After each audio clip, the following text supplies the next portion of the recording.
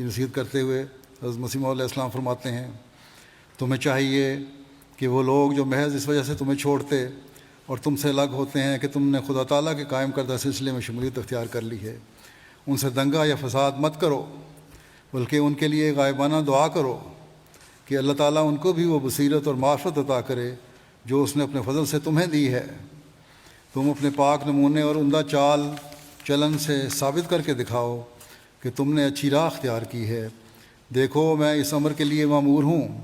کہ تمہیں بار بار ہدایت کروں کہ ہر قسم کے فساد اور ہنگامے کی جگہوں سے بچتے رہو، اور گالیاں سن کر بھی صبر کرو۔ بدی کا جواب نیکی سے دو،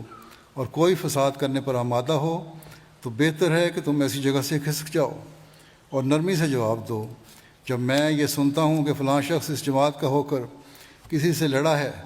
اس طریق کو میں ہرگز پسند نہیں کرتا، اور خدا تعالیٰ بھی نہیں چاہتا کہ وہ جماعت جو دنیا میں ایک نمونہ ٹھہرے گی وہ ایسی راہ اختیار کرے جو تقویٰ کی راہ نہیں ہے۔ بلکہ میں تمہیں یہ بھی بتا دیتا ہوں کہ اللہ تعالیٰ یہاں تک اس امر کی تائید کرتا ہے کہ اگر کوئی شخص اس جماعت میں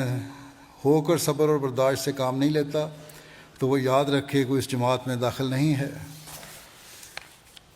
پھر ہر قسم کی بغاوت سے بچنے کا آپ علیہ السلام نے ہم سے عہد لیا۔ اللہ تعالیٰ قرآن کریم میں فرماتا ہے یا ایھا الذین آمنوا اطیعوا اللہ و